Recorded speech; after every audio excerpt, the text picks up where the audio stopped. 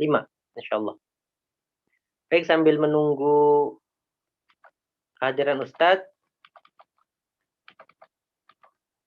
kami akan bacakan beberapa ayat dari surah Luqman, ayat 1 sampai 12 insyaallah. A'udzu billahi minasyaitonir rajim. Wa laqad ataina Luqmanal hikmata an ishkur lillah.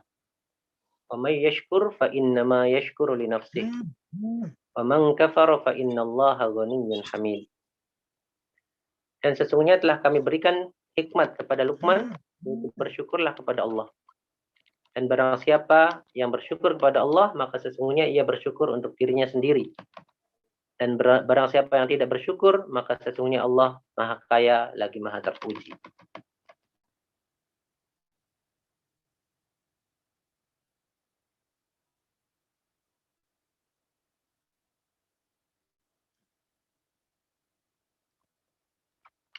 Wa idh qala Luqmanu libnihi wa huwa ya'idhuhu ya bunayya la tusyrik billah innasyirka ladzulmun 'adzim. Dan ingatlah ketika Luqman berkata kepada anaknya di waktu ia memberi pelajaran kepadanya, "Hai anakku, janganlah kamu mempersekutukan Allah. Sesungguhnya mempersekutukan Allah adalah benar-benar kezaliman yang besar." وَوَصَّيْنَا الْإِنسَانَ بِوَالِدَيْهِ حَمَلَتْهُ أُمُّهُ وَهْنًا عَلَى وَهْنٍ وَفِصَالُهُ فِي عَامَيْنِ أَنِ اشْكُرْ لِي وَلِوَالِدَيْكَ إِلَيَّ الْمَصِيرُ. Dan kami perintahkan kepada manusia berbuat baik kepada kedua orang ibu bapaknya. Ibunya telah mengandungnya dalam keadaan lemah yang bertambah-tambah dan menyapihnya dalam 2 tahun. Bersyukurlah kepadaku dan kepada kedua orang ibu bapakmu, hanya kepadakulah kembalimu. Alhamdulillah, ini Ustadz Bendri Jeshur Rahman sudah hadir di tengah-tengah kita, menunggu koneksi audio nggih.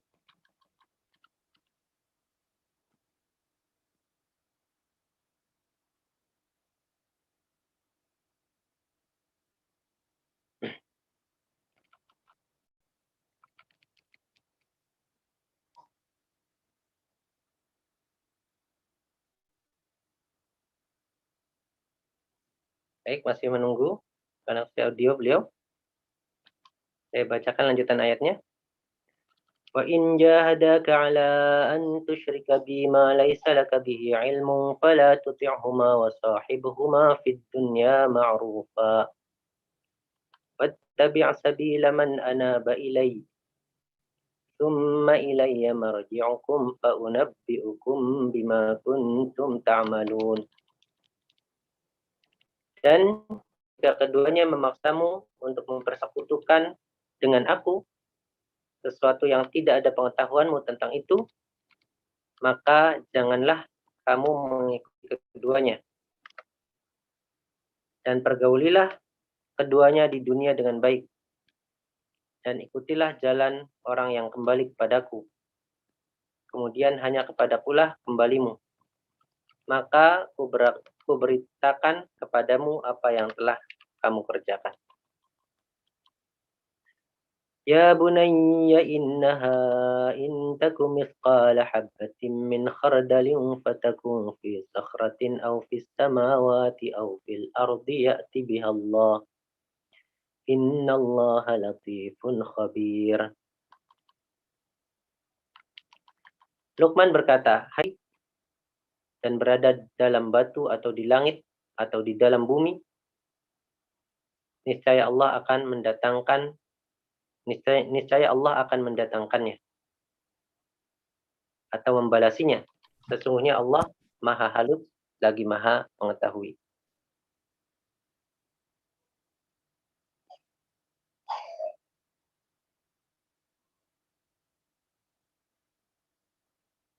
Baik, alhamdulillah Ustadz Bendri, sampun tahu. Assalamualaikum Ustadz. Waalaikumsalam warahmatullahi wabarakatuh. Alhamdulillah. Kabar sehat Ustadz? Alhamdulillah sehat, Abu Musa. Baik Ustadz, ini kami sudah membuka acaranya dan tadi sambil menunggu Ustadz kami bacakan beberapa ayat dari surah Luqman. Insyaallah. Kami persilakan kepada Ustadz untuk menyampaikan materi pada pagi hari ini. Waktu dan tempat kami persilakan, Ustadz. Baik, Masya Allah ya. Jazakallah khair ya Ustaz Abu Musa. Bismillahirrahmanirrahim. Assalamualaikum warahmatullahi wabarakatuh. Waalaikumsalam warahmatullahi wabarakatuh. Innal hamdalillah nahmaduhu wa nasta'inuhu wa nastaghfiruh wa na'udzu billahi min syururi anfusina wa sayyiati a'malina. Man yahdihillahu fala mudhillalah wa may yudlil fala hadiyalah. Asyhadu an la ilaha illallah wahdahu la syarikalah wa asyhadu anna Muhammadan abduhu wa rasuluhu alladzi la nabiyya ba'dah wa la haula wa la quwata illa billah wa ba'd. Ikhwatal iman, a'azakumullah jami'an. Bapak-bapak, ibu-ibu, khususnya para ayah ya dari komunitas keluarga muslim Jogja yang menyimak acara kita dimanapun saat ini berada, baik yang mungkin menyimak dari rumah karena ini akhir pekan, atau mungkin ada yang menyimak dalam perjalanan karena mungkin ada agenda luar bersama keluarga tapi masih terus mau mengikuti, atau mungkin ada yang mungkin juga tugas kantor yang mungkin weekend mengambil hak kita dimanapun saat ini berada. Kita berharap Allah berkahi kita dan keluarga kita, dan kita mohonkan agar kita bisa masuk surga bersama-sama. Amin ya rabbal alamin. Alhamdulillah di pagi hari ini menjelang siang Allah izinkan kita untuk duduk bersama dalam majelis ilmu meskipun via daring. Tapi inilah nikmat Allah di tengah pandemi yang memudahkan kita segala urusan kita. Hadirnya teknologi digital memungkinkan kita terkoneksi meskipun kita berbeda wilayah ya, dan ini saya rasakan betapa pandemi ini membuat kita tetap bersyukur karena meskipun kita masih disuruh di rumah aja, ya apalagi beberapa bulan atau tahun yang lalu kita lebih sering di rumah, tapi hadirnya teknologi digital membuat kita bisa ya dalam hal ini terkoneksi ya dan mendapatkan banyak hal hiburan yang kita rasakan. Jadi hidup kita tidak flat gitu ya, kita tetap bisa berinteraksi dan banyak hal ya. Saya nggak kebayang tuh kalau pandemi terjadi 30 tahun yang lalu. Saat orang di rumah aja berbulan-bulan pastinya stres luar biasa. Ya, hiburannya cuman nonton TV katanya, sampai hafal semua iklan. Bagi yang punya pasangan, alhamdulillah ada hiburannya. Kasihan saudara-saudara kita yang jomblo gitu, mau keluar rumah takut corona, di dalam rumah merana gitu. Tapi kalau sekarang kayaknya nggak gitu ya, alhamdulillah. Di kesempatan di pagi ini kita sedang memuhasabahi diri karena ini kajian ayah, di mana para ayah tentu selalu dituntut untuk banyak hal menjadi laki-laki perkasa, dan itu jangan langsung menggerutu, justru itu adalah apresiasi bahwa memang sebagai laki-laki kita ini diandalkan banget. Dan kalau ayah dianggap pihak yang selalu salah, memang itu adalah resiko menjadi laki-laki. Nah, laki-laki dalam bahasa Arab itu disebut sebagai rojul, dalam jamaknya rijal. Kalau mufradnya rojul, dan rojulun itu memiliki akar kata yang sama dengan rijlun. Rijlun itu artinya kaki. Kalau laki-laki rojulun. Kaki disamakan dengan laki-laki disamakan dengan kaki karena ada beberapa fungsi kaki yang mirip dengan laki-laki. Yang pertama, kaki itu menahan beban. Jadi bobot seberat apapun kalau kakinya kuat, insya Allah nggak akan tumbang. Makanya dalam bela diri kita belajar teknik kuda-kuda. Ya, kalau sekali sengkat jatuh, berarti tandanya kakinya lemah. Tapi kalau kakinya kuat, insya Allah tidak mudah goyah, tidak mudah jatuh. Dan itulah hakikat laki-laki. Laki-laki itu memang menahan beban, bobot. Kadang dia harus menjadi sosok yang dituntut sama istrinya, sama anaknya, mertua, orang tua, ipar, tetangga. Maka jangan kita berkeluh kesah, lah kok gua mulu sih, kok saya mulu. Bersyukur berarti masih bisa diandalkan. Apalagi kalau kita mampu memberi manfaat dan itu lelaki yang terbaik. Khairun nas anfa'uhum linnas, sebaik-baik manusia yang bisa memberi manfaat. Berarti memang kita harus terima resiko. Kalau ada yang bilang saya ini dimanfaatin banget sama orang lain Ustaz, berarti kita pribadi yang bermanfaat. Salah satu buktinya dimanfaatin gitu. Ya. Kalau ada orang yang nggak pernah dimanfaatin karena memang nggak ada manfaatnya gitu. Jadi ketika kita dalam hal ini menunjukkan bagaimana kita menjadi pribadi yang bermanfaat, itulah salah satu yang harus kita biasakan ya. Dalam hal ini menjadi sosok ayah yang memberikan kemanfaatan pada anggota keluarga, dan itu yang membuat sebagian kita beresiko untuk apa? Ya, disalahkan. Beresiko dalam hal ini ya dituntut. Dan memang itu hakikat seorang ayah, terutama dalam urusan pengasuhan anak. Dalam urusan pengasuhan anak itu yang harus kita pahami, tertuduh pertama kalau anak bermasalah memang haruslah bukan ibu dulu, justru ayah. Ayah dianggap sebagai pihak yang salah. Makanya tema hari ini mengingatkan ayah jangan kau salah mendidik. Karena kesalahan ayah akan mempengaruhi anak. Sebagaimana sabda Rasulullah Shallallahu Alaihi Wasallam, hadis yang sahih riwayat Bukhari dan Muslim, ma min mauludin illa yuladu alal fitrah. Tidaklah bayi yang lahir kecuali lahir dalam keadaan fitrah. Artinya setiap bayi lahir dalam keadaan baik. Setiap anak lahir dalam keadaan baik.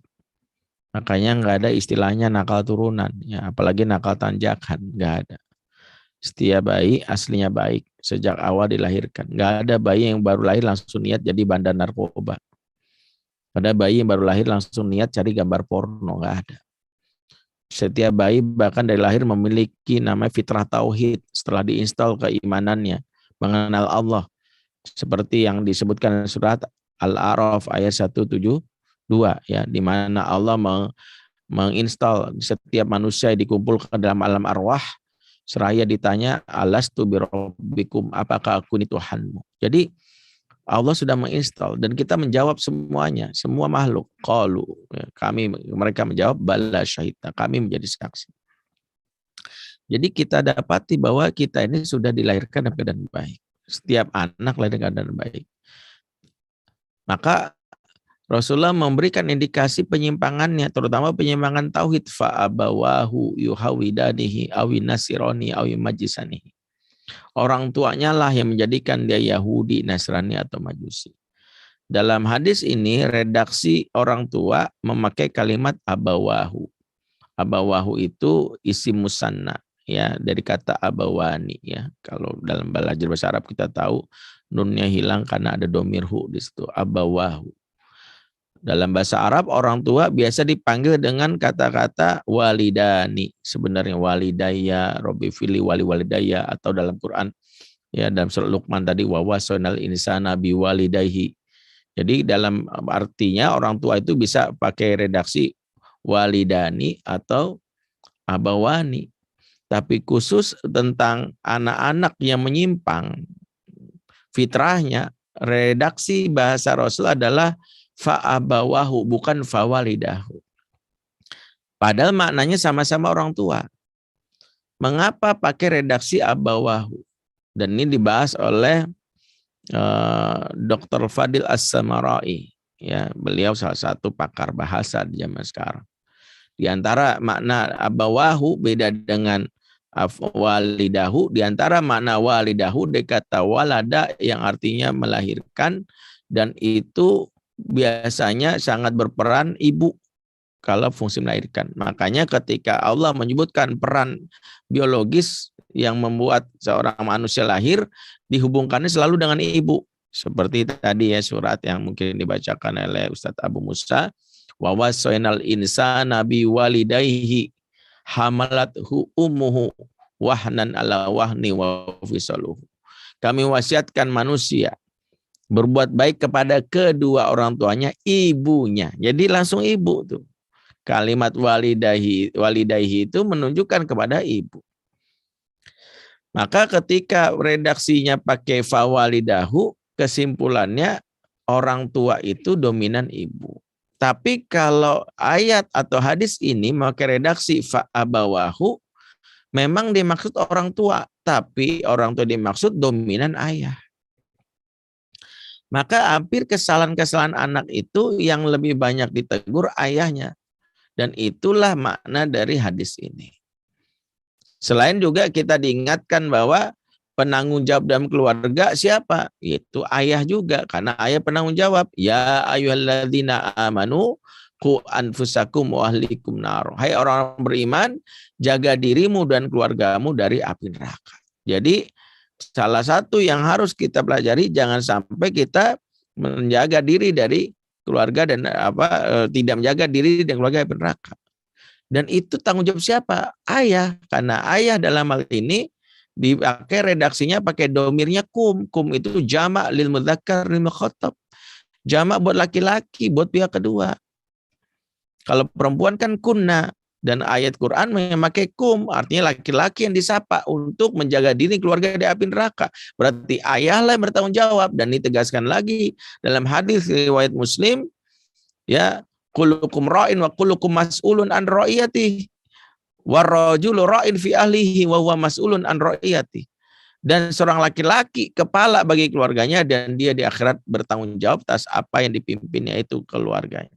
Jadi lelaki kepala bagi keluarga, maka dia ditanya nanti akhirat. Inilah makna kenapa seorang ayah dalam hal ini jangan main-main terhadap peran sebagai kepala keluarga, akan ditanya, dihisab. Kenapa? Di antaranya karena anak itu juga nasabnya ke ayah. Nasab anak itu bukan ke ibu, kecuali maaf kata, ibu yang dihamili oleh laki yang tidak menikahinya, maka nasabnya ke ibunya. Tapi seorang ibu yang menikah dengan seorang laki-laki dan akhirnya hamil, nasabnya ke ayah. Sebagaimana yang kita kenal, ud'uhum li abaihim, panggillah mereka dengan nama bapak-bapak mereka. Sebagaimana juga hadis yang sering kita dengar, anta wa maluka li abika, kamu dan hartamu milik bapak. Jadi anak itu milik bapak. Anak itu milik bapak. Jadi jangan sampai gitu ada kalimat kalau anak bandel, ini mamanya siapa sih? Zaman dahulu para khalifah kalau anak bandel yang ditanya adalah man abuhu, siapa bapaknya? Ya, kalau dia ada siapa bapakmu? Jadi bukan siapa mamahnya, enggak. Kebiasaan nanya mamah ini kebiasaan barat, bahkan sampai ke bank syariah. Nama ibu kandung siapa? Gitu. Saya bilang bingung. Ya, kenapa ditanya ibu kandung? Ini juga satu halnya. Kalau ada yang di sini kerja bank syariah, kasih usulan harusnya. Kalau bank konvensional wajar, bank itu kan niru dari barat. Barat itu untuk melakukan autentifikasi data, dia harus mencari hal yang otentik. Kalau misalnya dalam hal ini anak-anak di barat itu kalau ditanya misalnya dalam hal ini adalah ibunya, bapaknya, maka susah bagi autentifikasi data karena di barat itu banyak wanita yang suka berzina. Sehingga kadang-kadang kalau nanya bapaknya, si ibu nggak tahu tidur sama siapa. Itu kalau di barat ya. Maka demi amannya, salah satu cara menanyakan autentifikasi data, nanya ibu, karena jelas keluar dari rahim siapa, kan gitu. Jadi tanya ibunya, karena kalau nanya bapaknya, ya susah, karena bisa jadi ibunya tidur sama siapa, nggak tahu. Pernah kan ada video yang viral tuh, yang bilang, kamu bukan bapaknya, kan itu tuh, ada seleb yang bilang. Itu kebiasaan di barat. Ya. Makanya itu kebiasaan yang membuat, kenapa ditanyakan ibu kandung, karena jelas, nggak perlu tes DNA, karena keluar dari perutnya selesai. Kebiasaan ini dipakai di Indonesia. Bank-bank masih nanya, siapa nama ibu kandung? Kalau bank konven masih lah kita percayakan. Tapi lucunya bank syariah. Gitu. Kadang saya pikir, siapa ibu kandung? Emang kamu curiga ibu saya berzina apa? sampai nggak nanya bapak gitu. Nanya bapak lah gitu. Ya habis sistem udah begitu Pak gitu. Ya udahlah. Sistem udah begitu. Harusnya sih nanya bapak kandungnya gitu. Karena itu jelas secara syariat juga jelas itu yang diajarkan. Jadi kita simpulkan bahwa peran ayah ini peran yang besar. Peran yang sejatinya kita pelajari sampai kesalahan-kesalahan anak itu bisa dinisbatkan ke ayahnya karena itu fungsi nasab. Makanya seorang ayah harus mengenali, harus belajar. Di antara yang harus saya lakukan pertama kali, jangan pernah puas ketika anak baru lahir langsung ngeklaim jadi ayah. Ayah harus piawai, harus bekali dengan ilmu. Kalau baru punya anak langsung kita klaim jadi ayah, ini kan sama polosnya dan bodohnya orang yang baru punya bola ngaku-ngaku jadi pemain bola. Baru punya bola nih, gua dong pemain bola. Cuman punya doang. Permasalahannya ada piawai nggak? Bisa nggak maininnya? Begitu juga peran keayahan itu tidak cukup dengan kita baru lahir anak, alhamdulillah jadi ayah. Tapi harus dibuktikan dengan skill kita. Di antaranya adalah kita masing-masing belajar. Karena dituntutlah kita, jangan sampai kita melakukan malpraktik. Malpraktik itu sudah diingatkan Rasulullah SAW. Dampak malpraktik itu kata Rasulullah, idza usnidal amru ila ghairi ahlihi fantaziru sa'ah. Jika suatu urusan diserahkan kepada bukan ahlinya, tunggu datang masa hancurnya. Maka ketika kita belajar sesuatu tidak dengan ilmu, tunggu datang masa hancurnya.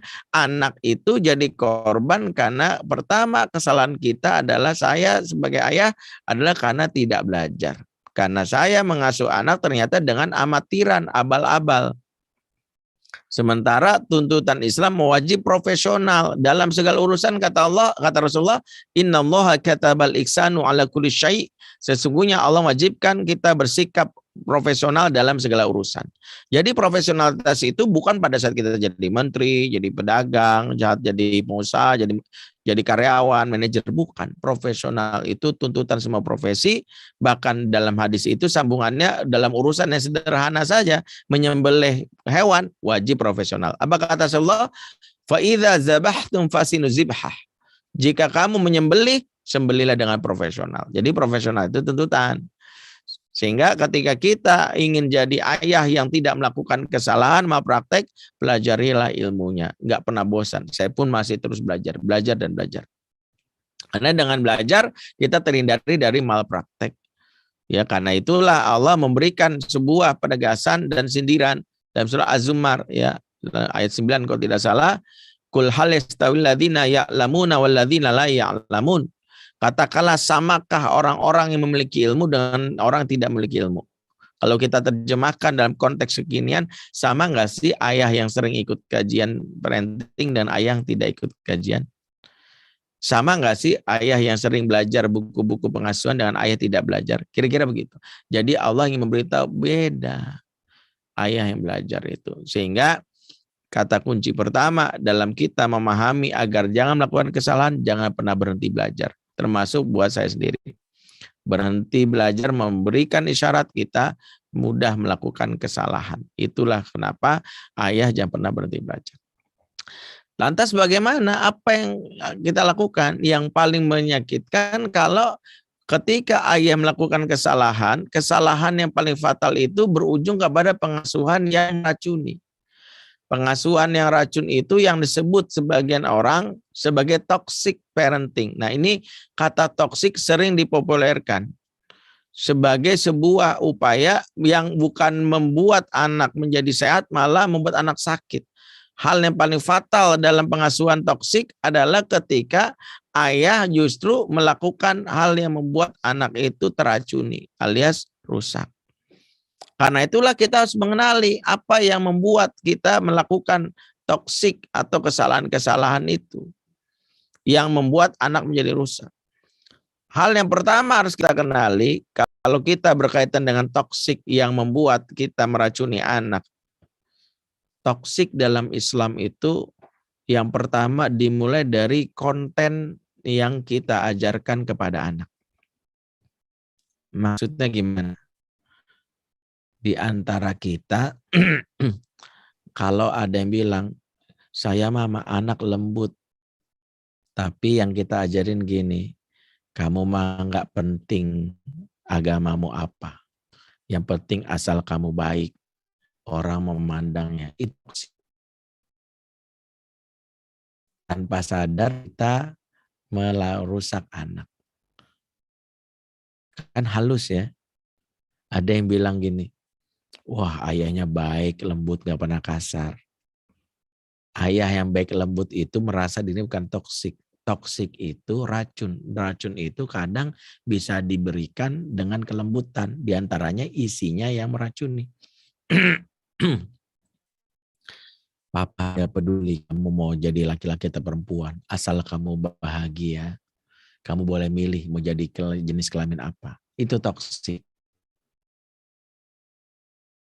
Itu toksik. Ya. Semua agama sama. Kamu silakan ya, orang lain, kamu punya hak atas tubuh kamu. Your body is yours. Tubuhmu adalah milikmu. Ini toksik. Sehingga keluarlah kalimat orang lain boleh memperlakukan sesuai dengan izinmu. Tanpa sadar anak berzina. Toksik. Ya.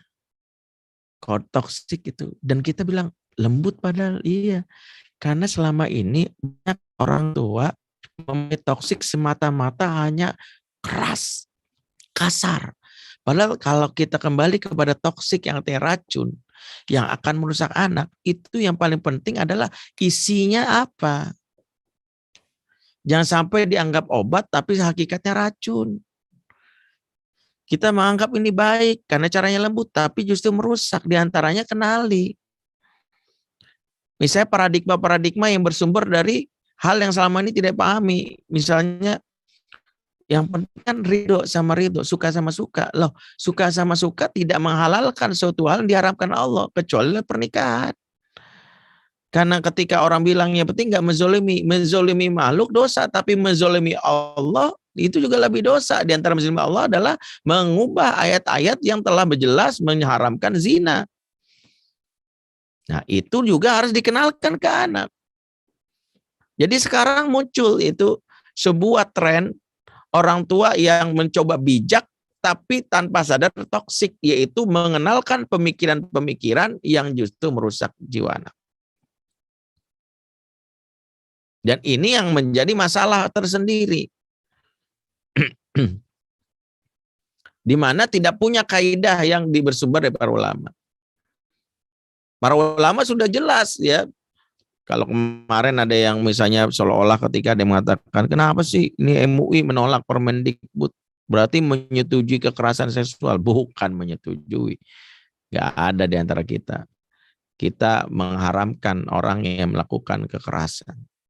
Karena Islam sendiri sudah jelas-jelas Rasulullah mengatakan, al-muslim man sallima muslimuna min lisanihi wa yadihi. Seorang muslim itu selamat orang lain dari kejahatan lisan dan tangan. Jadi nggak boleh bersifat keras, kasar, apalagi dalam urusan seksual. Tapi kita para ulama sudah melihat di balik dari kata-kata mencegah kekerasan seksual ada sebuah racun yang dipakai oleh sebagian besar anak muda untuk berdalih selama ada persetujuan korban. Berarti kalau dia digerayangi oleh pacarnya yang sudah dia cintai, dia sayangi, itu dianggap boleh. Itulah salah satu problemnya. Jadi kembali bahwa berbicara tentang kesalahan dalam pendidikan, pertama yang kita ibaratkan dengan toksik, itu adalah bermula dari kontennya, bermula dari isinya.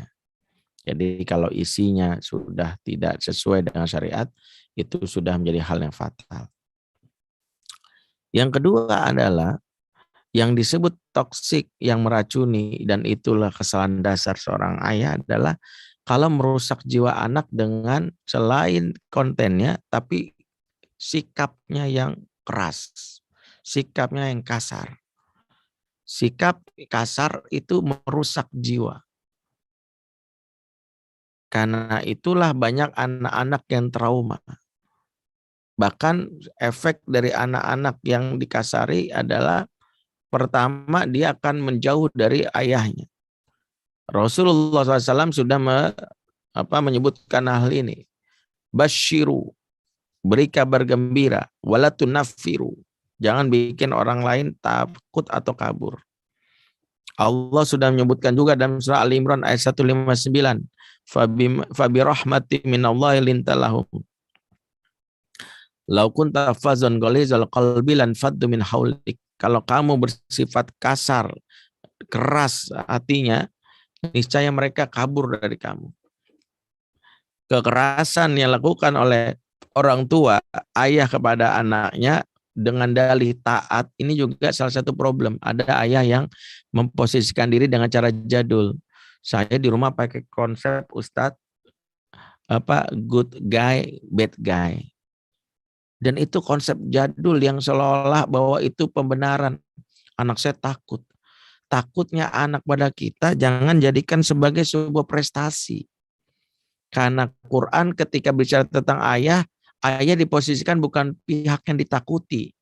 Ayah pihak yang dicintai dan dirindukan. Makanya para ayah-ayah dalam Quran memiliki panggilan yang istimewa. Di antara panggilan anak kepada ayah dalam Quran adalah dengan panggilan ya abati.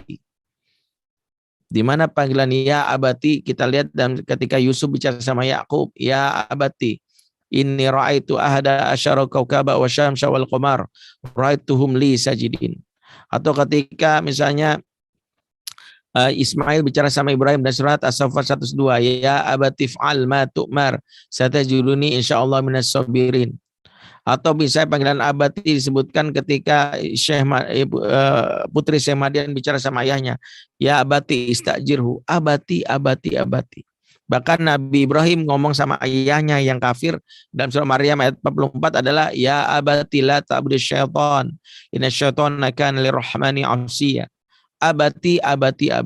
Apa mana abati? Abati itu artinya ayah yang dicintai, ayah yang dirindukan. Jadi anak-anak dalam Al-Quran itu begitu kuat perasaan kepada ayahnya. Jadi jangan merasa bahwa ketika kita kasar, wah anak saya mah taat Ustaz. Saya kalau nggak salah saya tabokin. Taat yang dimunculkan karena takut bahaya. Satu, anak taat karena terpaksa yang berentan menjadi anak yang munafik. Makanya kata Syekh Muhammad Bashir Ibrahim Al-Jaziri, di dalam sebuah taujihnya beliau mengatakan la takrahul auladakum fa innahum yaj'aluna nifaq. Jangan kalian kasar sama anak-anak kalian karena sikap kasar itu akan menjadikannya pribadi yang munafik.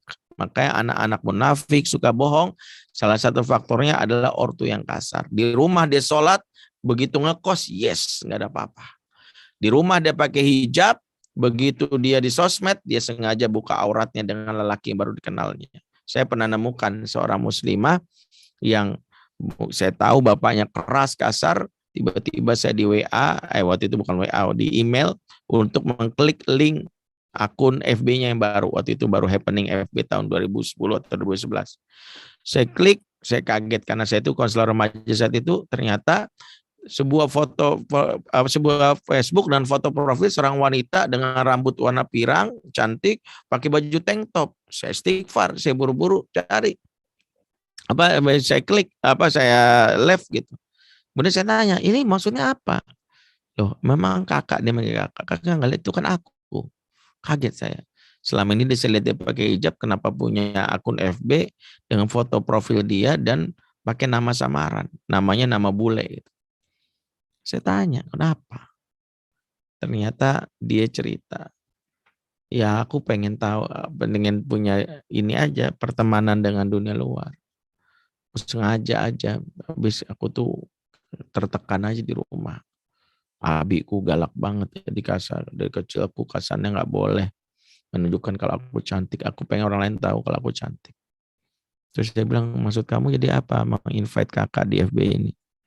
Ya kan teman-teman aku banyak tuh dari luar dan aku takut kena kejahatan mereka aja.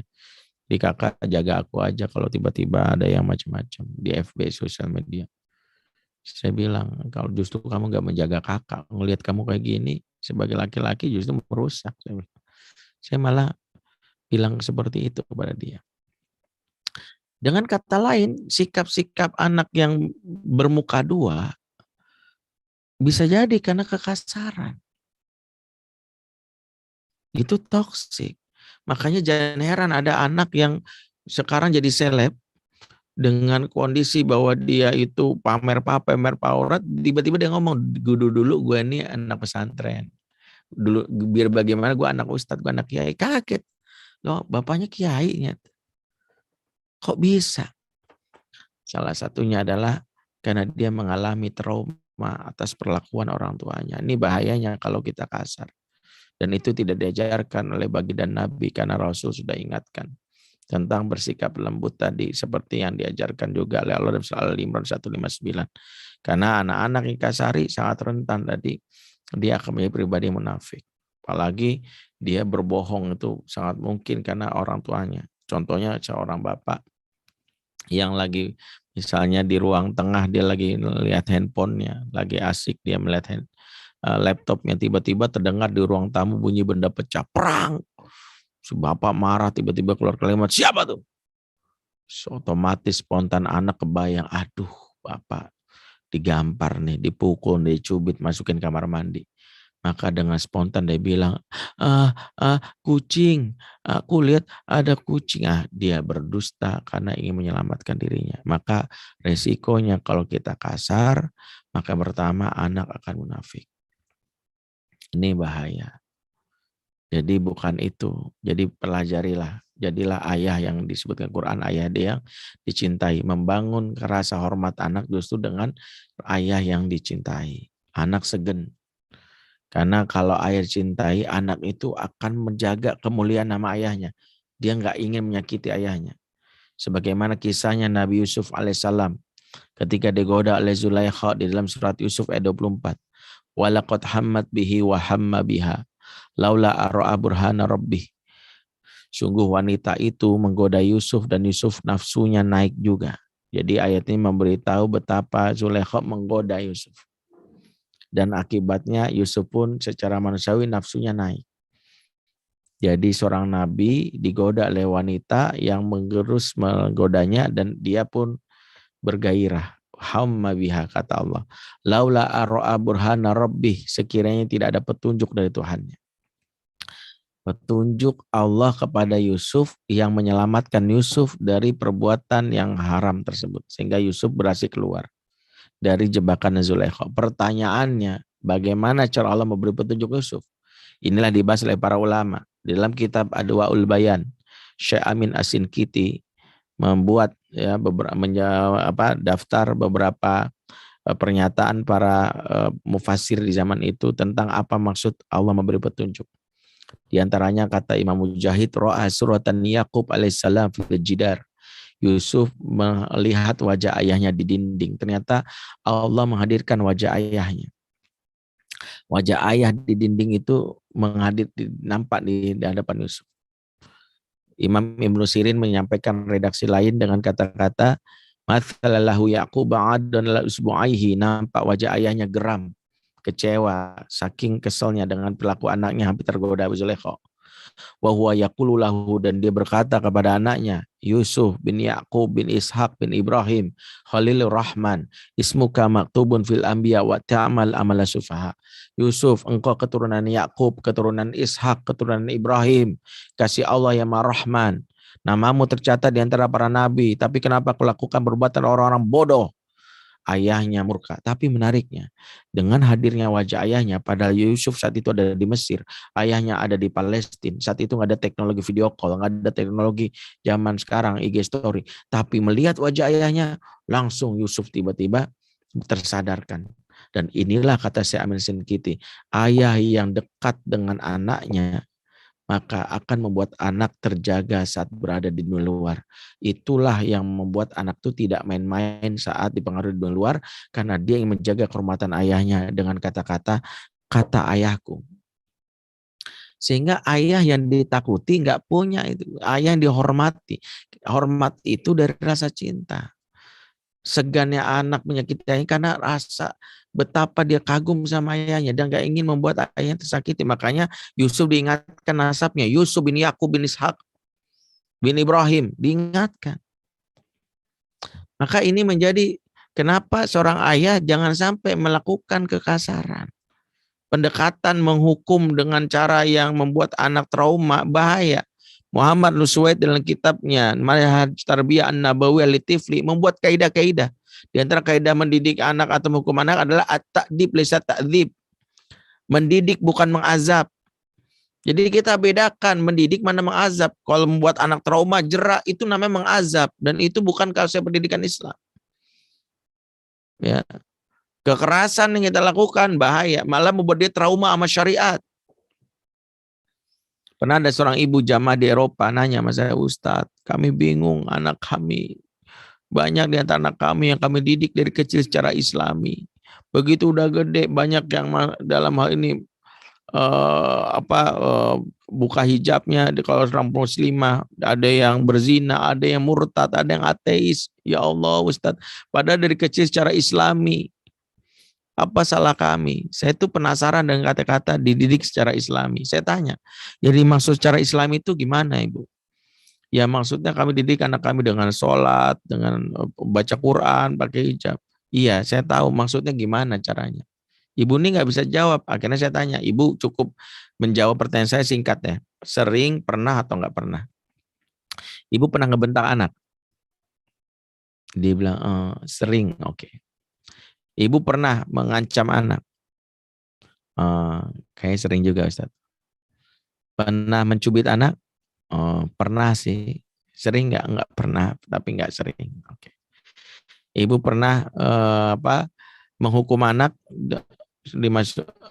memukulnya? Pernah Ustaz. Kalau itu yang ibu lakukan itu nggak Islami. Yang ibu bilang mendidik Islami justru nggak Islami. Dia kaget. Karena kata Rasulullah, kalau mau tahu sesuatu Islami sederhana. Al-muslimu man saliman muslimuna milisanihi wa yadih. Seorang muslim itu selamat orang lain dari kejahatan lisan dan tangan. Maka kalau kita mendidik dengan cara itu, anak-anak melawan. Dan perlawanan anak buah dari ayah yang ditakuti itu, anak bisa melakukan perlawanan yang namanya secara feminim. Jadi kan ada dua jenis perlawanan anak dari tekanan orang tua. Satu perlawanan secara maskulin dengan frontal. Udah gede dia akan bisa membuat ayahnya. Apa sih ya? Ayo ribut. Ada tuh anak sama ayah berantem udah gede. Ada yang sifatnya feminim. Perlawanannya dari belakang. Menyakiti ayahnya dengan cara menjalankan sesuatu yang dilarang ayahnya dan tidak melakukan sesuatu perintah ayahnya. Contoh ya, kalau kita punya anak perempuan. Ada seorang bapak ini cerita ini sebagai pelajaran. Sakit hatinya sama anak perempuannya. Dari lulus SMA, anak perempuannya sudah diceramahi. Lain kali kalau kamu cari suami, ingat ya jangan kayak tante kamu tuh yang disakiti sama om kamu yang brengsek itu. Dia tuh dari suku ini, suku itu brengsek. Papa izinkan kamu cari cowok untuk jadi suami kamu, asal jangan dari suku ini. Disebutlah sebuah suku. Berkali-kali bapaknya nasihatin. Sampai akhirnya tibanya dia sudah kuliah, sudah menjelang dia semester akhir, dia kenali cowoknya kepada bapaknya, Pak, dia mau kenal sama papa. Ya udah, bawa ke rumah. Dia tahu pasti ini calon dari dari anaknya. Begitu kenalan baru namanya saja sudah ketahuan nih dari suku tertentu yang benci sama dia. Ditahan dirinya. Bahwa begitu si anak laki-laki ini pulang, dia gebrak meja, buah.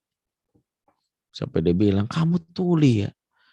Udah sering papa ingetin. Jangan disuruh, kenapa kamu sengaja? Anak ini dalam hati cuma bilang, ya nggak tahu ya. Pokoknya asal jangan kayak papa. Jadi dalam hati dia cuma bilang, asalnya kayak papa. Menyakitkan sekali. Seorang ayah yang justru ditakuti, malah membuat anaknya itu melakukan sesuatu yang berseberangan dengan harapan kita. Sehingga salah satu resiko menjadi ayah yang ditakuti adalah mendapatkan calon mantu yang menyesakkan dada. Jadi ini PR yang harus dipahami. Kenapa ayah yang kedua itu harus jangan sampai jadi ayah yang kasar. Karena yang kasar itu selain anaknya munafik, anak melakukan perlawanan, sampai ada anak yang doa, ya Allah masukkanlah ayahku ke surga. Kalau bisa secepatnya gitu. Jadi didoain kita ke surga. Ya, tapi secepatnya gitu ya. Kita masuk surga masih senang ya doain. Masalahnya secepatnya ini. Kan kita masih penasaran Pilpres 2024 siapa gitu ya. Bisa dia lagi gitu. Jadi ya kayak gitu. Yang ketiga adalah kekesaran yang kita lakukan itu berujung kepada turun-temurun.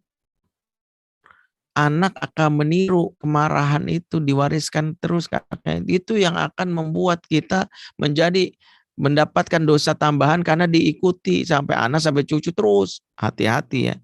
Karena ada dosa yang disebut jariyah. Di antara dosa jariyah adalah mengajarkan kemarahan tanpa sadar ke anak sehingga anak kelak jadi bapak pemarah, lari lagi ke cucu kita kelak jadi ayah, ayah pemarah terus. Karena ingat ada warisan yang tanpa sadar diturunkan dari zaman ke zaman selain utang dan uang namanya warisan kemarahan. Jadi ini juga menjadi pelajaran kasarnya kita bisa ditiru. Maka yang kedua, ortu jangan sampai kasar, ayah jangan sampai kasar. Ini menjadi salah satu yang menjadi pelajaran penting. Berikutnya, bagaimana yang mendasari ayah supaya jangan melakukan kezoliman atau menjadikan ayah itu sosok yang nggak boleh melakukan toxic parenting. Yang ketiga, 45 ini dirangkum dalam sebuah pernyataan oleh Ibnu Qayyim al-Jauziyah dalam kitabnya Tuhfah al-Maulud bi Ahkamil Maulud. Kitab yang beliau tuliskan untuk anaknya bernama Ibrahim, yang beliau tulis cuma 1 malam karena buru-buru, tapi meskipun cuma 1 malam tebalnya 600-an halaman. Ini ulama lagi iseng. Ulama lagi iseng itu mampu bikin kitab ya 600 halaman.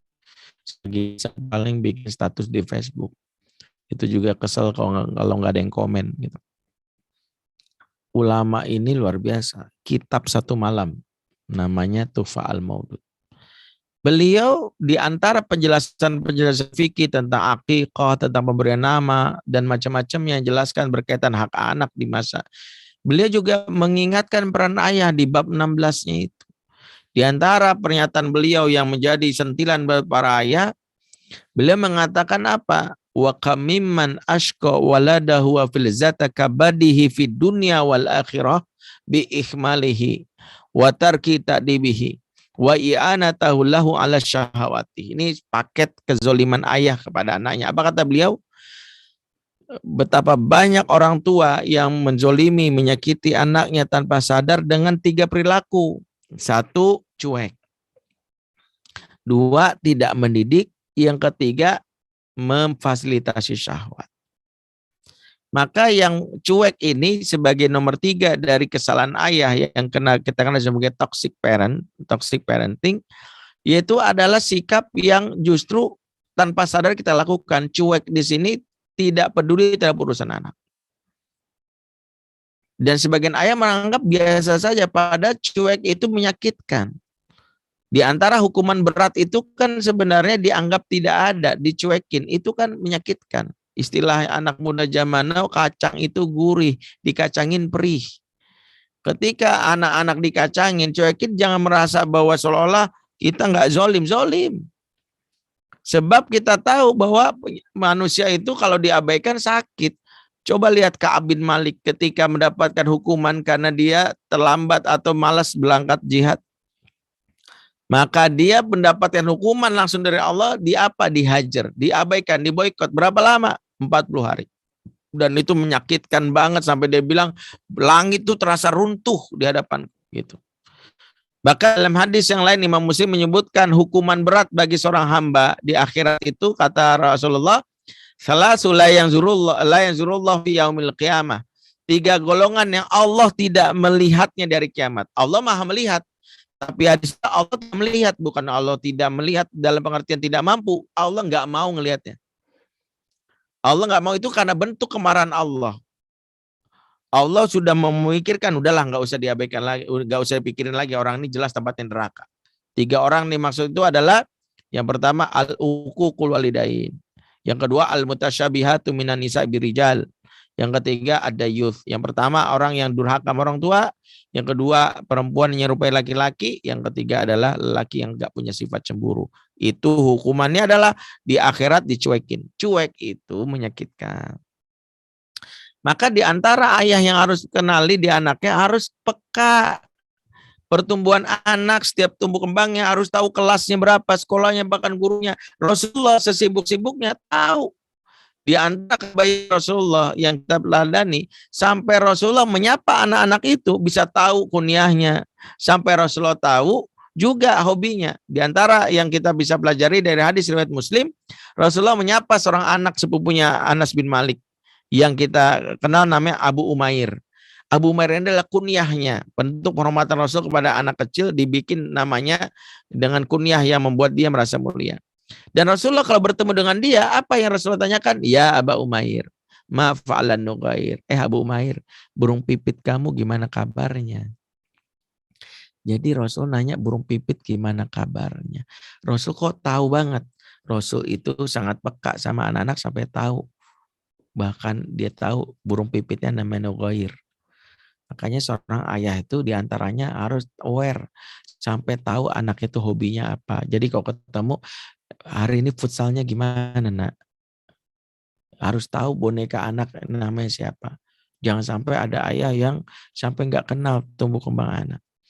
Ada seorang ayah, entah ini benar atau tidak, ini anekdot aja. Ya dia disuruh istrinya ngambil rapot, dipaksa-paksa mau. Ya dengan pede datang ke sekolah, duduk di ruang kelas. Nunggu nggak dipanggil-panggil sama gurunya. Kesel ditelepon istrinya. Mah, benar nggak sih anak kita hari ini ngambil rapot? Benar. Tapi aku dari tadi nunggu ruang kelas nggak dipanggil-panggil. Emang papa di mana? Kata istrinya. Ini di ruang kelas 2. Ya Allah Pak, anak kita udah kelas 6. Sampai nggak tahu anaknya. Jadi jangan sampai ayah di sini sampai nggak tahu. Salah satu teladan kita yaitu seorang ulama asal Mesir namanya Imam Syahid Hasan Al-Banna. Beliau itu punya kebiasaan sibuk-sibuknya dakwah nenteng map. Kenapa dia nenteng map? Itu bukan proposal pembangunan masjid. Map itu isinya laporan perkembangan anak yang ditulis istrinya, yang dia baca sebagai bekal dia kalau ngomong sama anak. Jadi disebutkan anakmu namanya ini, nama lengkap panggilannya ini. Jadi tahu dia hobinya main bola, dia hobinya makan kebab misalnya ya. Dia punya teman baik namanya Hasan misalnya. Jadi makanya kalau anak itu ketemu, sang ayah cukup bilang gini, Hasan, misalnya anakku, Hasan gimana kabarnya? Kok papa tahu kalau aku punya teman nama Hasan? Ini kebab buat kamu. Ih, papa tahu aja kalau aku doain kebab. Harus segitunya. Yang menyakitkan kalau sampai kita nggak tahu. Harus tahu nama gurunya. Harus tahu hobinya. Sehingga membuat anak merasa diperhatikan. Makanya dalam kitab Sirah wal Manaqib Umar Ibn Abdul Aziz, ada seorang ayah yang saking sibuknya. Tapi dalam hal ini, anaknya itu dalam hal ini saking sibuknya itu tidak membuat sang ayah lalai dan tanggung jawabnya. Dia sebelum berangkat ke Mesir, karena dia seorang gubernur di Mesir, dia cari guru buat anaknya dan dapatlah gurunya Syekh Sholih bin Kaisan. Dia bilang sama gurunya, Syekh tolong ajarkan anak saya berbahasa Arab yang baik dan sholat tepat waktu. Sanggup nggak? Sang guru pun menyanggupi. Jadi visinya dari ayah. Dan tolong selama saya di Mesir dikirim laporan perkembangan anaknya. Saya ingin memantau anak saya dari jauh. Dahsyat kan? Dulu nggak ada email, nggak ada WA. Sang guru diminta nulis laporan. Sampai surat itu datang ke Mesir setiap bulan dikirim oleh kurir. Bacalah Umar Abdul Aziz bin Marwan, ayah dari Umar. Anakmu begini. Sampai suatu hari dia dapat laporan anaknya itu terlambat sholat. Hari pertama terlambat, hari kedua nggak sholat berjamaah, hari ketiga banyak laporannya. Sang ayah marah, dipanggil gurunya ke Mesir. Ditanya, kenapa anak saya terlambat sholat? Sang guru menjawab, anakmu sekarang sudah ABG.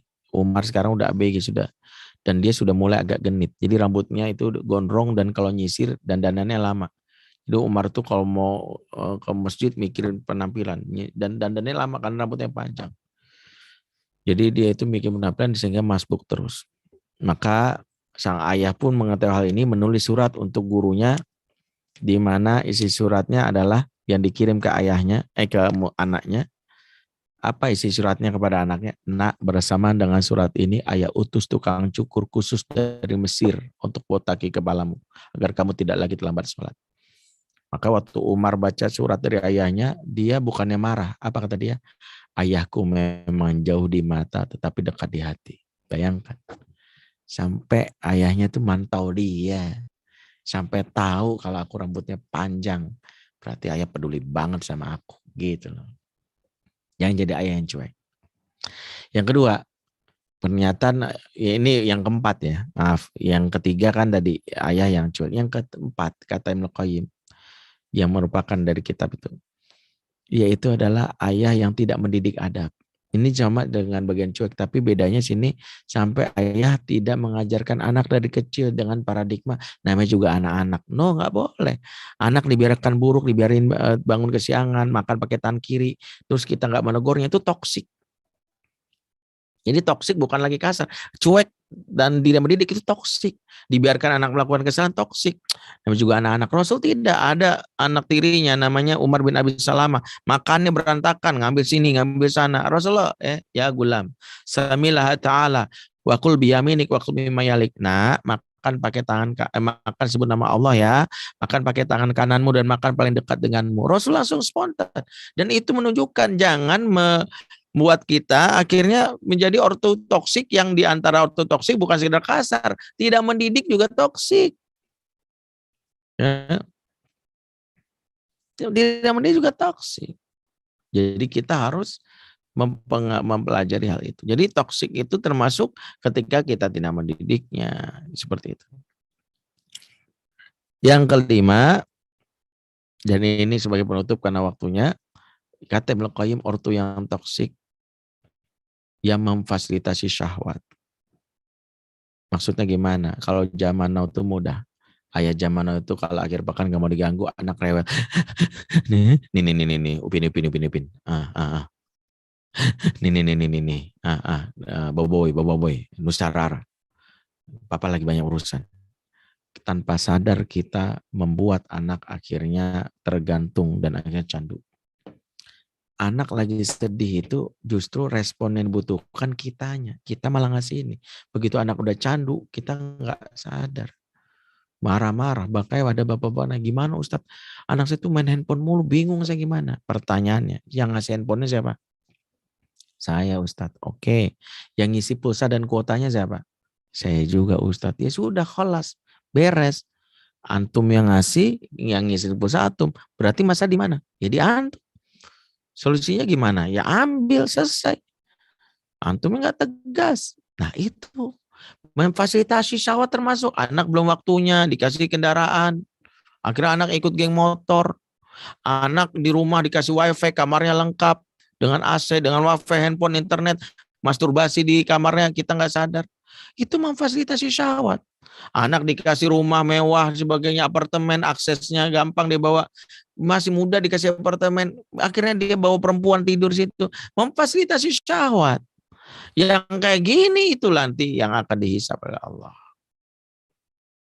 Kayaknya di antara hal-hal yang harus kita jaga seperti itu. Nah, 5 hal inilah yang harus kita hindari sebagai toksik. Itulah kenapa Ibnu Qayyim menutup kata-katanya dengan kalimat yang sungguh membuat saya merenung. Beliau mengatakan di ujung kalimat beliau, wa idza tabartal fasadu fil aulad ra'aita amatahu min kibalil aba.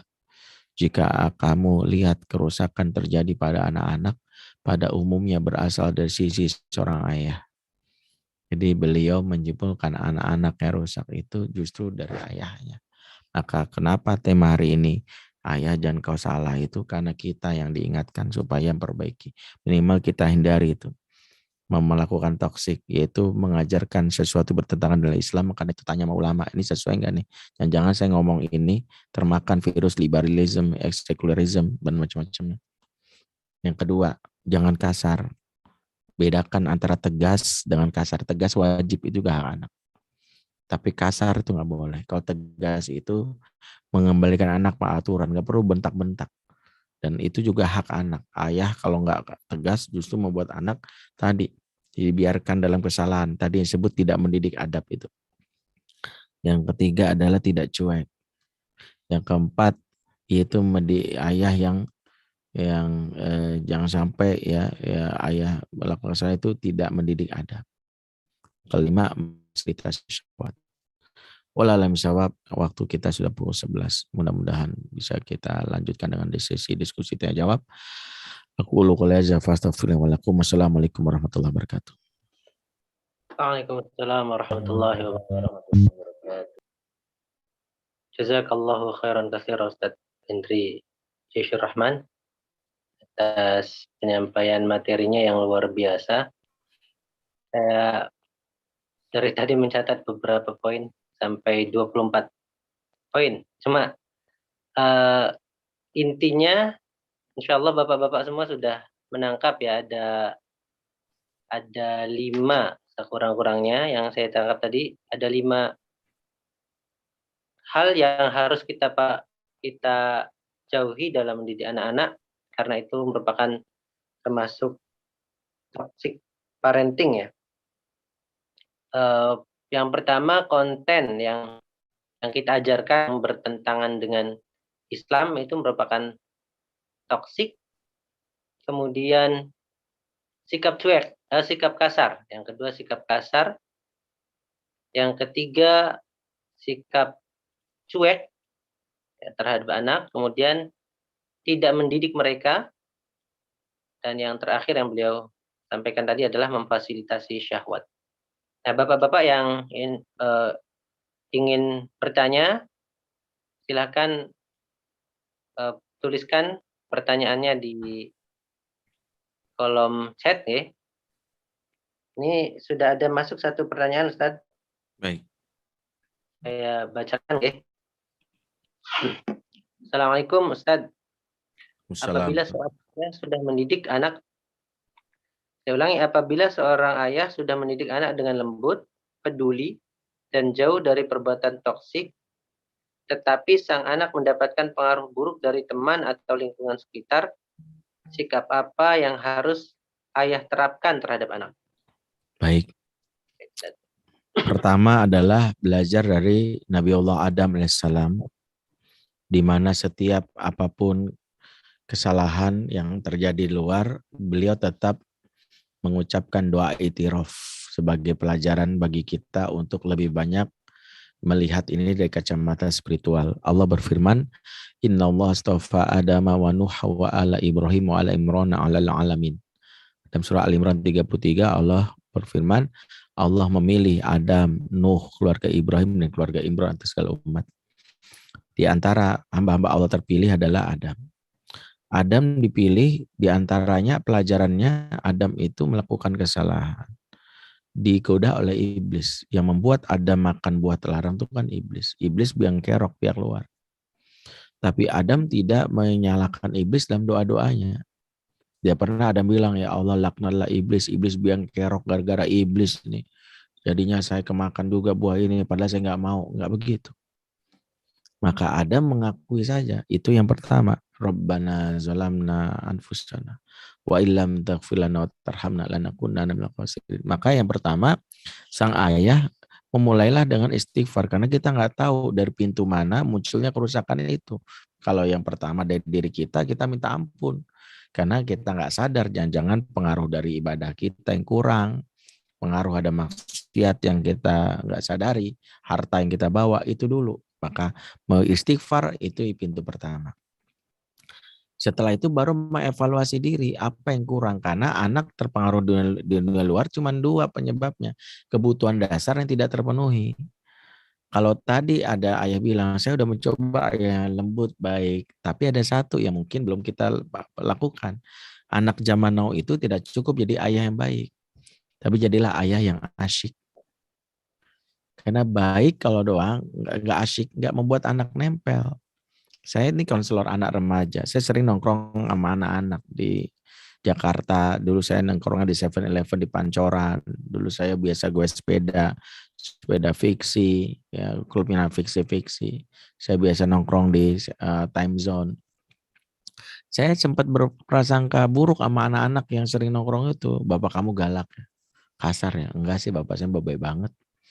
Dia setiap sananya, tapi nggak asyik. Nah, anak-anak itu kadang-kadang membutuhkan bapak yang bukan hanya baik, tapi asyik.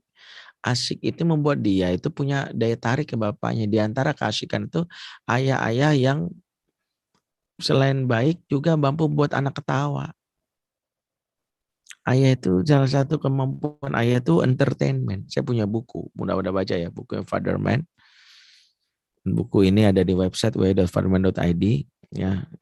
Ada dua seri. Yang seri pertama itu Ayah yang Dirindukan, ayah yang kedua itu Suara Hati Bunda untuk Ayah, ada di webnya www.fatherman.id. Yang Fatherman 2 bentuknya e-book dan bisa di-download gratis, jadi silakan di-download aja. Kalau yang Fatherman 1 ini bentuknya artbook, bentuknya print out. Nah, buku ini juga sebenarnya sekedar tulisan untuk bacaan ringan untuk beritahu bahwa anak itu butuh sosok entertainment, ayah yang entertain. Di antaranya ayah belajar bermain yang menyenangkan. Rasulullah itu kalau sama anak kecil mainnya luar biasa, cara mainnya, cara berkisahnya.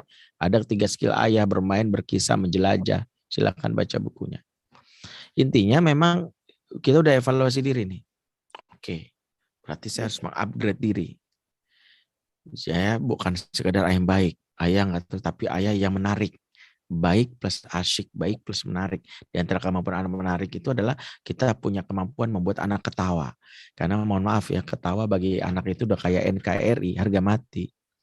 Kalau nggak dapat dari ayahnya bahaya. Ya, itu yang harus kita pahami. Nah, itu yang harus kita lihat.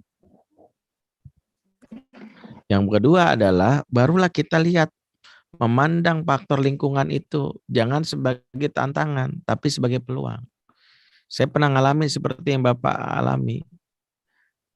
Suatu hari anak saya waktu kecil kelas 1 SD, sekarang udah SMP, anak nomor 2. Datang, Abi, Umi sama Jupe cakepan siapa? Bayangin, anak nanya gitu, saya kaget. Hah? Iya, Abi kenal Jupe nggak sih? Nanya gitu, almarhumah ini. Kita nggak bahas tentang hal-hal tentang perilaku dia, tapi dia kaget. Emang kenapa, nak? Dia cerita, kan aku diajak, anak saya tuh punya hobi, di rumah kami kan ada taman kota, ada tempat sawah, kebun.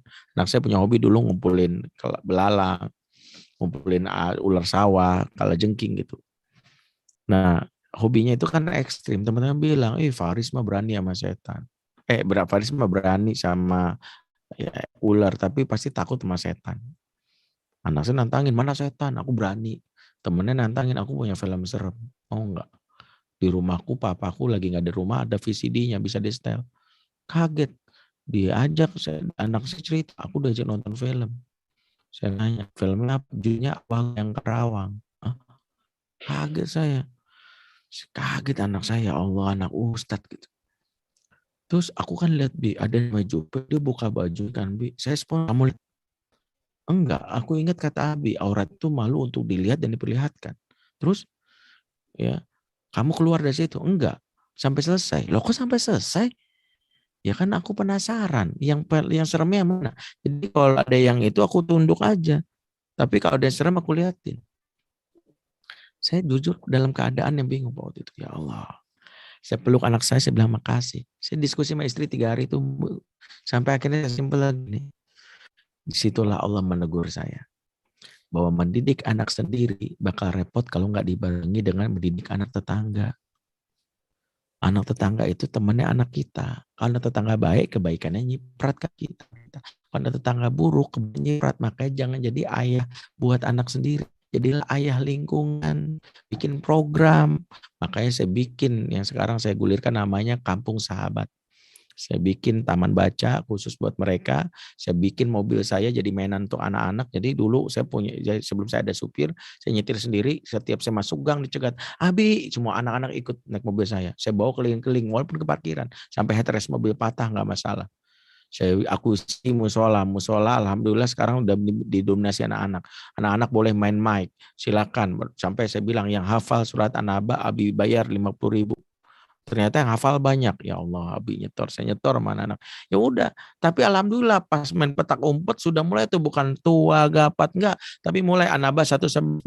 Amma yatasaalun anin nabil azim alazim fi mukhtalifun. Udah belum baru 3 ayat. Terus Di situ saya beli sepeda 5, biarkan mereka main. Ini sepeda milik bareng, silakan. Ya, akhirnya sekarang bikin program dapur kampung sahabat, makan satu kampung. Saya dapat dana untuk membiayai makan satu kampung. Sehingga setiap hari Sabtu lihat di akun IG Kampung Sahabat kalau. Jadi saya bikin festival tahunan. Apa yang terjadi? Anak-anak kami tumbuh bersama teman-temannya. Akhirnya sekarang musola dipegang sama mereka. Mereka yang sekarang jadi imamnya. Pas subuh mereka sudah bergerak. Mereka kalau ini jalan bareng. Ini salah satunya. Nggak bisa kita menyalahkan lingkungannya. Lingkungannya dibina. Makanya saya bikin, bahkan alhamdulillah bersyukurnya sampai santri kami Kristen. 5 orang, ada Brando, ada Cantika, ada April, ada Butet, ada namanya Samuel. Tapi mereka paling semangat, apalagi namanya Butet itu. Ya Allah, buku kami itu dilahap habis. Tahu nggak bacaan si Butet itu? Ya, Butet itu bacaannya, ini saya lagi doa buat dia. Tapi saya pengen ya, anak-anak tuh nyaman aja. Bacaan Butet itu Muhammad teladanku. Saya kaget waktu dia masuk perpus dia baca. Butet baca apa? Udah bisa baca? Udah. Baca apa? Ini. Muhammad teladanku. Jadi kan dia rumahnya depan musola. Jadi dia, kalau anak sholat di musola, dia tuh selalu teriak depan mamanya. Mama, aku ikut sholat. Kamu tuh Kristen. Dia protes. Kenapa aku Kristen? Dia protes gitu. Saya datang tuh. Anak-anak kan manggil saya Abi. Semuanya Abi, Abi. Orang tuanya jadi kadang manggil saya Pak Abi gitu. Pak Abi, anak saya jadi pengen masuk musola itu, ikut sholat. Saya bilang nggak apa-apa, Bu. Tapi kan anak saya Kristen. Saya senyum. Ntar juga ada gede Islam. Saya bilang. Akhirnya Butet lah satu-satunya santri Kristen yang ikut sholat itu. Sholat dia bagaimana ikut aja ibunya. Gara-gara si Butet masuk musola, opungnya marah. Ya marah dia, nggak boleh kamu ikut-ikut apaan itu. Ya udah akhirnya dilarang dia. Makanya berapa minggu saya ngeliat Butet tuh. Yang lain ikut, yang Kristen ada Brando tuh, kenapa ya? Akhirnya saya dengar informasi dari istri saya, opungnya marah. Waktu itu saya belum bikin program makan bareng, dapur kampung sahabat tuh saya belum bikin. Akhirnya apa? Akhirnya ya udah, saya datengin Mama Butet. Maafin ya udah gitu. Pas saya lagi bawa mobil, anak-anak biasa nyegat di depan gang, Bi ikut naik. Saya pas ada Butet mau ikut gak? Boleh, Butet di depan, khusus Butet, yang lain di belakang. Saya ngobrol sama Butet. Butet, udah lama Abi nggak ngeliat Butet di musola sama taman baca. Aku nggak boleh sama opung, aku kan Kristen. Oh gitu. Terus kapan kira-kira Butet bisa gabung lagi? Ya tunggulah kalau opungku mati kata dia. Gitu. Saya juga agak ngaget ngomong begini bocah, ntar saya dosa gitu ya. Tapi alhamdulillah opungnya setelah saya bikin program dapur kampung sahabat, kenyang bareng-bareng ya. Sebelumnya juga saya belum bikin itu ya. Saya tiap tahun bikin sembako, bagi-bagi. Sekarang malah jadi mendukung. Udah kamu nggak apa-apa ikut aja gitu. Baik Abi Farisnya gitu. Jadi anak-anak itu mudah banget kalau kita didik bareng-bareng. Jadi jangan jadi anak orang tua sendiri, orang tua bareng-bareng. Wallahu a'lam bishawab. Ustaz, syukran. Jazakallahu khairan katsiran. Ini masih banyak pertanyaannya, Ustaz. Ini mau dibacakan semua atau silakan. Tak bacakan semua dulu nggak biar dijawab. Boleh. Sekalian. Satu-satu aja Pak baca ini. Oh biasa, gitu. Biasa ingat. Ya. Tadi dari Pak Agil Lutfi wal Afiyah ya. Sekarang ini dari Pak Toto Prasetyo. Assalamualaikum Ustaz. Salam. Anak saya laki-laki sekarang berusia 7 bulan. Pendidikan apa yang harus diajarkan di usianya? Baik, singkatnya 7 bulan itu anak membutuhkan 3 hal dari orang tuanya, khususnya ibunya. Allah berfirman dalam surat An-Nahl 78, wallahu akhrajakum min butuni ummahatikum la ta'lamuna syai'a wa ja'ala lakumus sam'a wal absar wal afidah la'allakum tashkurun. Allah keluarkan kamu dari perut ibumu dan kalian tidak tahu apa-apa, dan Allah menjadikan pendengaran, penglihatan dan hati agar kamu bersyukur. Dibutuhkan anak umur ini adalah stimulan pendengaran terutama dari ibunya, di mana proses menyusui harus proses yang benar. Suami membantu istri menyusui dengan benar. Di antaranya Umi, bedakan menyusui dengan memberi susu. Kalau memberi susu itu botol, menyusui itu ada efeknya ikatan batin, takliful qulub. Salah satunya kalau menyusui bantu istri supaya jangan megang handphone. Jangan sampai menyusui, udah belum cepetan, itu nggak boleh. Karena anak harus diajak ngobrol, karena telinga ini anak harus stimulasi. Anak satu hari butuh 5.000 kosakata.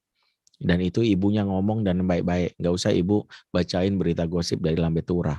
Yang kedua, anak harus diadu muka dengan muka oleh ibunya. Itu makanya bapak juga kalau mau sama anak itu beradu muka dengan muka seperti Rasulullah supaya wajahnya di scan. Rasulullah tuh kalau ngomong sama anak gitu. Yang ketiga, anak butuh kenyamanan lewat sentuhan. Makanya anak di bawah 2 tahun lebih sering disentuh, dipeluk. Nggak boleh dari kata-kata yang buruk. Nggak boleh ada teriakan. Siapa yang teriak merusak sel-sel otak anak di bawah 5 tahun itu 10.000 sel otak rusak.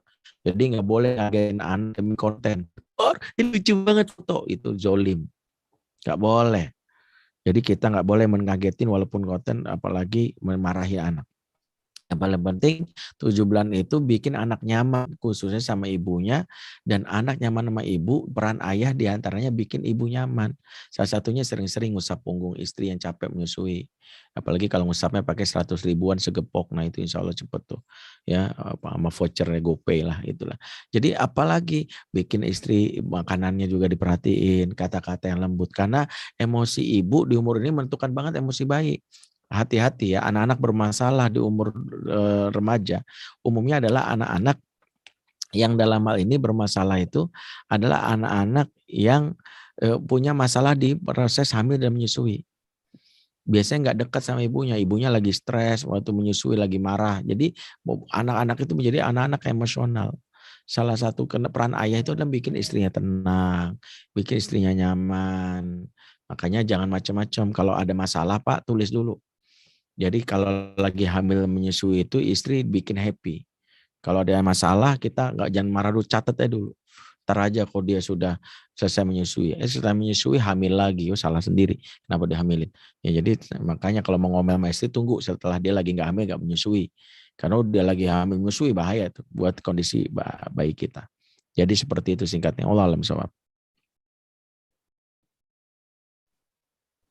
Selanjutnya dari Pak Rahman. Assalamualaikum Ustaz. Wassalam.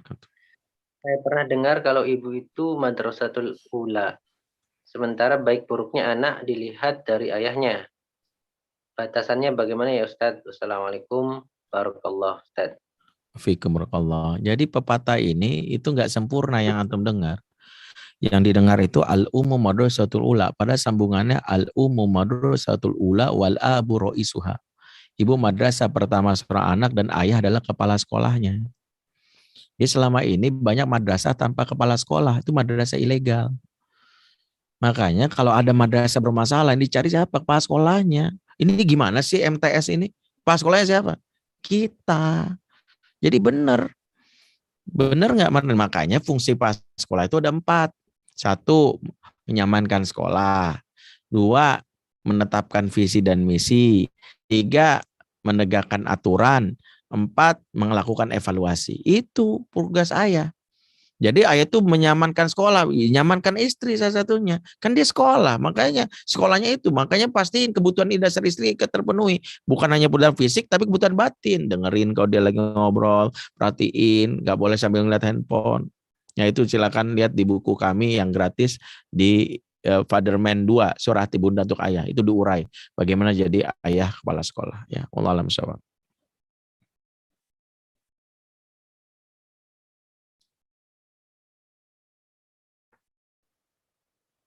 Baik, selanjutnya dari Pak Ilham. Assalamualaikum Ustaz. Bagaimana cara bisa memikat anak kembali sehingga mau mendengar apa kata ayahnya? Karena anak dimarahi dan kasar karena anak dimarahi dan kasar terhadap anak. Baik, yang pertama adalah yang harus kita pahami anak yang tidak mendengar dan tidak melihat karena terputusnya koneksi. Kurumus pertama dalam pengasuhan kata para ulama at-ta'lif qabla ta'rif. Ikat hatinya sebelum kita memberitahu.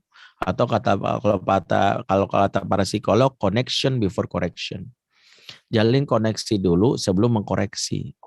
Kalau koneksinya nggak ada, nggak bisa dikoreksi. Saya ngasih nasihat kepada Bapak antum semua, tapi koneksi saya jelek. Suara saya nggak kedengeran atau kadang-kadang putus-putus. Pasti antum bingung. Makanya saya kalau udah koneksinya jelek, saya bilang hentiin dulu deh. Ini kayaknya nggak tahu di mana masalahnya nih.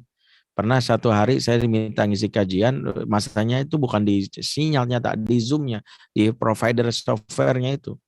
Jadi para peserta itu nggak dengar saya ngomong apa, suaranya putus-putus. Akhirnya saya bilang kita cari waktu lain. Jangan menasehati sebelum anak terkoneksi. Nah, untuk mengkoneksi anak itu perhatikan kenapa dia nggak terkoneksi. Apakah dia punya luka pengasuhan? Apakah kita pernah bersikap yang membuat dia merasa sakit hati dan itu dipendam?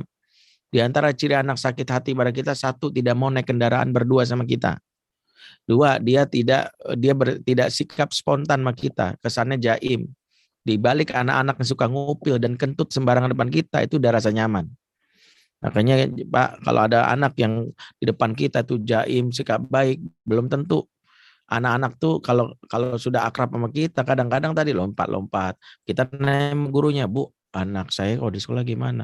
Aduh, anak bapak kalem banget ya. Dia pendiam. Siapa bilang kok di rumah proaktif banget, berisik. Itu tandanya dia nyaman sama kita. Tapi kebalikannya, anak bapak saya gimana Bu? Oh, anak bapak tuh lompat sana lompat sini. Perasaan di rumah akrab, berarti nggak nyaman sama kita. Karena salah satu ciri anak nyaman itu adalah dia punya sifat spontan. Kalau kata para ulama, idza tamal mahabbah saqatal adab.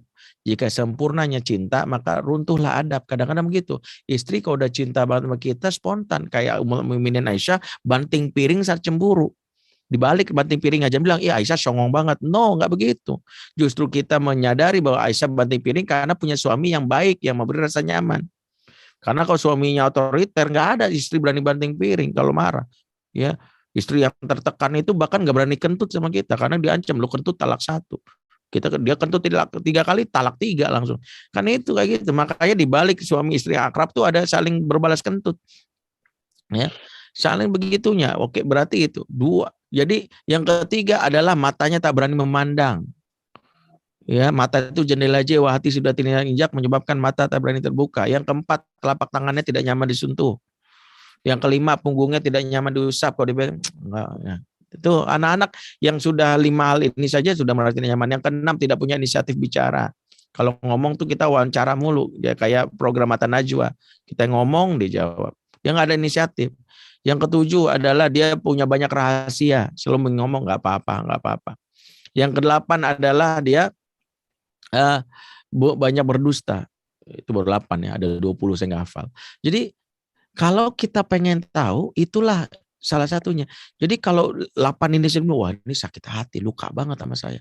Kalau itu sudah terjadi, maka fokuslah untuk menjalin koneksi. Di antara fokus menjalin koneksi, mengenali bahasa cinta anak. Bersabar, jangan langsung menasihati atau berkata. Rasulullah suatu hari melihat ada seorang Arab Badui pipis di masjid. Wah, semua sahabat pengen nabok dia, kurang ajar, penghinaan. Kata Rasulullah, da'uhu, biarin. Sahabat bilang, kok biarin? Ingat, Rasul sedang berstrategi, bukan membiarkan kemungkaran. Ini harus dipelajari oleh kita. Rasul membiarkan, bukan untuk membiarkan kemungkaran, berstrategi. Lagi pipis, diarin dulu. Selesai pipis, airnya diambil seember, air sember, disiram sama Rasul. Rasulullah memegang pundaknya dan mengatakan, Ana Muhammad. Kaget orangnya, anta Muhammad, anta Rasulullah. Iya. Kemudian orang ini nggak nyaman, wah baik banget nih orang nyiramin kencing saya, nggak marah-marah. Kemudian dipegang bahunya, bisik-bisik. Sampai akhirnya orang ini nyaman banget, barulah orang ini berdoa, Allahumma arhamni warham Muhammad wala tarham ghairana ahadan. Ya Allah, sayangilah aku dan sayangilah Muhammad, yang lain jangan kau sayang. Dia kesel sama yang lain, gak usah disayang dah. Ini khusus nabinya aja disayang. Jadi kesimpulannya, hal ini penting buat kita pahami, mengenali bahasa tubuh dan mengenali bagaimana bahasa cinta anak. Ya, saya sarankan bagi para ayah untuk baca buku Father 1, Ayah yang Dirindukan. Bagi yang punya, saya izinkan memfotokopi. Ya, kalau ya buat dibagikan ya nggak ada masalah, saya mah asal jangan dijual aja, fotokopi bagiin untuk sebagai bagian untuk, karena bukunya juga cetakannya udah mau habis ya, karena ini 16.000 ya, tapi ini udah mau habis juga ya. Wallahualam. Afan ya, udah ini Ustaz Abu Musa, saya ada agenda lagi nih sebelah. Oh ya. Nah, Baik. Ini berarti terakhir nggak Ustaz? ya. Ya, baik.